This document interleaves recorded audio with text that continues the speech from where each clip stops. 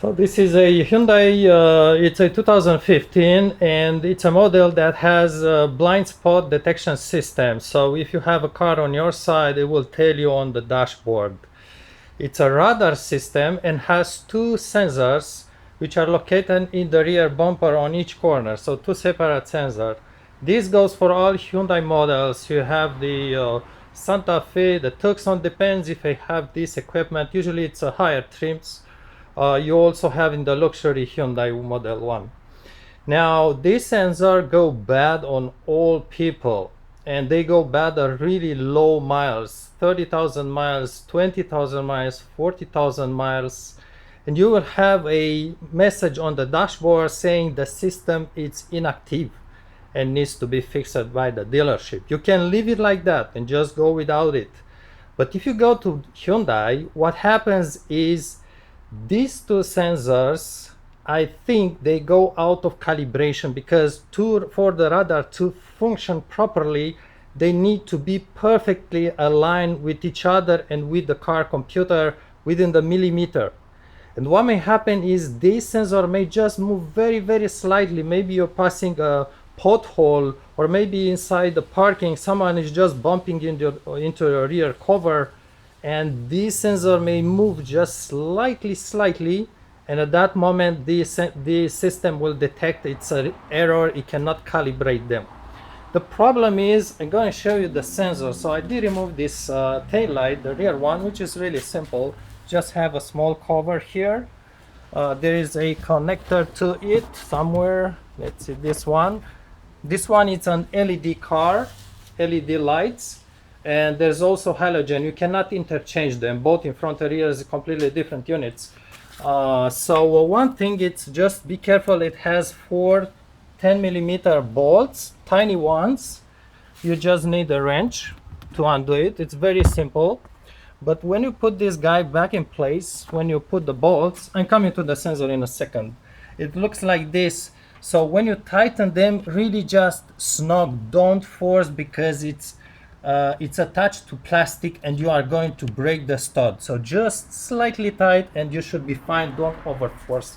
Now if you look here from above, you could see the sensor. This is the sensor, that unit right there. This is the sensor. This is just kind of a bracket. You notice it's attached with a screw, and you have the connector right there by the side. It's impossible to remove the sensor from above, so basically you maybe have access from underneath. There's covers here, so you may want to reach from underneath.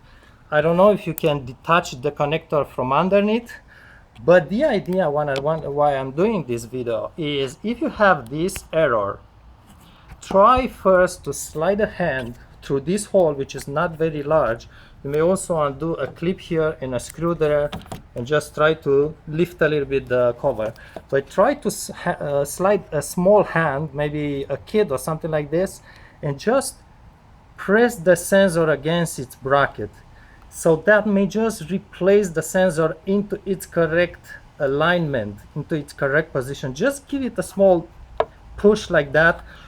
Don't do like this with the sensor, because you are going to throw it out of alignment even more. So just try to press a little bit. That's what I did on this car. Basically, I just pushed a little bit against it, also maybe pushed a little bit against the connector, and then I brought the car to Hyundai. And because it was in the warranty, during the warranty period, Hyundai said, I don't want to try recalibrate, I want to replace it, and it's your fault. You may bumped into the cars or something like this. It's your fault. It's 1,000, I don't know how much for the sensor alone. So these are extremely expensive. It's a list at Hyundai. It's a list $600 or even $800 in Canada. It's even more, and you have to undo the cover also. So it's a lot of money, and Hyundai does not want to cover this sensor no matter what.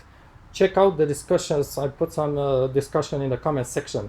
So just pushing the sensor like this a little bit, and then bring the car to Hyundai and ask them just to try recalibrate it. You may want to pay for the recalibration $100 or $200, but just ask them to recalibrate.